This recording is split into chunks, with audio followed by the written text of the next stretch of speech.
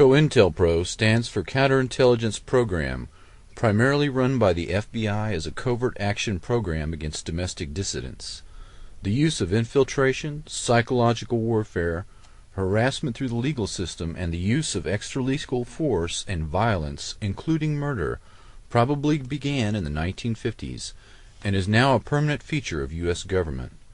Targets included the civil rights movement, the women's rights movement, the anti-war movement, the environmental movement, opposition political parties, and basically any progressive group in American society. The Senate and congressional hearings into the activities of the FBI and CIA were crushed.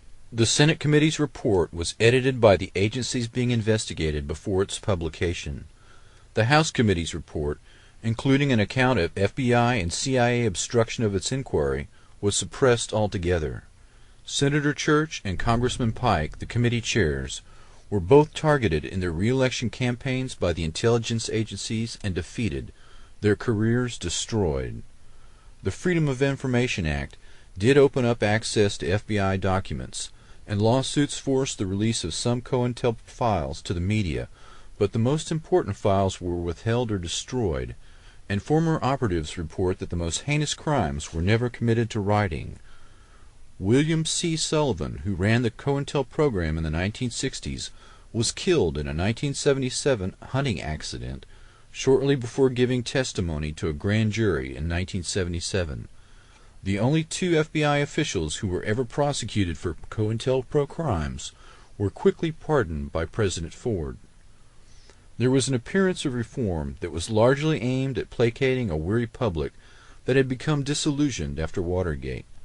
The most prominent target of Cointelpro in the 1960s was Dr. Martin Luther King, Jr., who received a blackmail letter from J. Edgar Hoover that detailed the existence of Dr. King's extramarital affairs and suggested he should suicide himself to preclude the release of the material to the press and its negative effect on his family and his movement.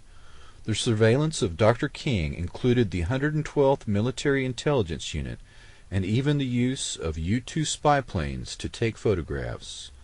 Dr. King was marked, barely a month before his murder, for elimination as a potential messiah who could unify and electrify the black movement.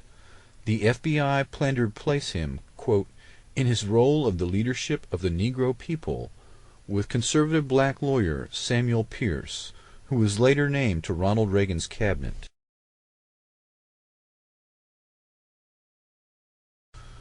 The theme of forced suicide is repeated on others targeted by Cointelpro. Jean Seberg was an actress involved in civil rights. Her husband received a forged letter from the FBI detailing a fictitious affair she was supposedly having with a black activist. The actress was pregnant at the time and attempted suicide, had a miscarriage, and eventually did commit suicide. Forced suicide on a Cointelpro target allows intelligence agencies deniability for the crime. In effect, it is the perfect crime. A total of 2,300 officially approved COINTEL actions were admitted to the Senate Intelligence Committee, but thousands more have since been revealed. Ultimately, FBI documents disclose 6 major programs. FBI operatives were directed to disrupt meetings of targeted groups, spread rumors, inflame disagreements over what people normally fight over, money, politics, race, gender, sex, and to exacerbate rivalries and jealousy, to lead activists into unnecessary danger, and to set them up for false prosecutions. False news stories, forged documents, and anonymous letters and phone calls, as well as pressure on landlords and their employers, make up just some of the strategies used against activists. The major violence of the domestic terrorist campaign was directed at the black nationalist and American Indian movements. These individuals were readily imprisoned on false charges or assassinated. British Commander Frank Kitson first codified counterinsurgency operations theory in his book Low-Intensity Operations, Subversion, Insurgency, and Peacekeeping, and he insists that infiltration and psychological operations be mounted against dissident groups in normal times before any mass movement can develop. These tactics were adopted into Cointelpro against American citizens in peacetime, with considerable energy spent ensuring that the different progressive groups did not link up and cooperate, specifically the anti-war movement, composed of suburban white youth, and the black nationalist movement. There was also a major effort to preclude African American leaders from linking up with leaders in Africa. Infiltration of the KKK by the FBI reached 10 to 20% of its membership at the height of the civil rights struggle, and these assets, along with neo-Nazi party members, were used to attack civil rights workers and activists. COINTEL operations are presently being incorporated into the development of microwave and radio frequency radiation weapons. Dissidents that in the past were visibly attacked or assassinated in a traditional manner are now targeted for elimination using electromagnetic weapons.